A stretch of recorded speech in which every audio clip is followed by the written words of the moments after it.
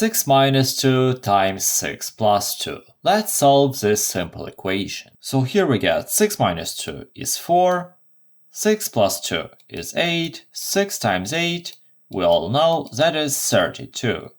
But 32 is not the correct solution, for many reasons. The main reason is that we need to follow the order of operations. We cannot just randomly do this subtraction, then this multiplication and this addition.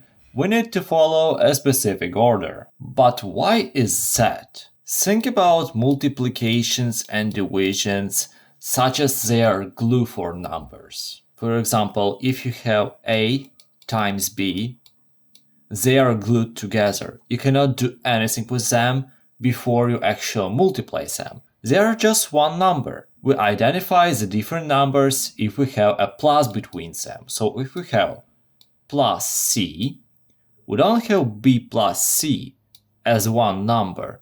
B plus C are two separate numbers because they are separated with plus. On the other hand, A times B is one singular number. Yes, it is now in a form of multiplication, but in the end this will be one number. Wait, if you like the explanation so far, please consider subscribing. Thank you! So, if we have a multiplication here, we cannot perform a subtraction. First we need to do this multiplication. But first of all, we cannot multiply 2 by this parenthesis without knowing what is this parenthesis.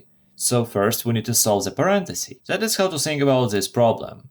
6 minus 2 stays like this, and now we perform all the necessary operations on the parenthesis. 6 plus 2 is 8, so now we can write times 8. Now still, we cannot subtract 2 from 6. So first we need to do the multiplication. Minus 2 always takes the minus before the number, times 8.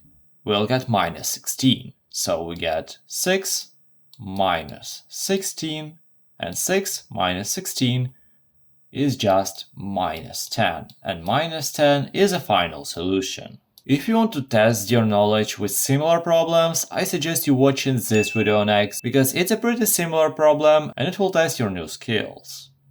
But for now, have a nice day.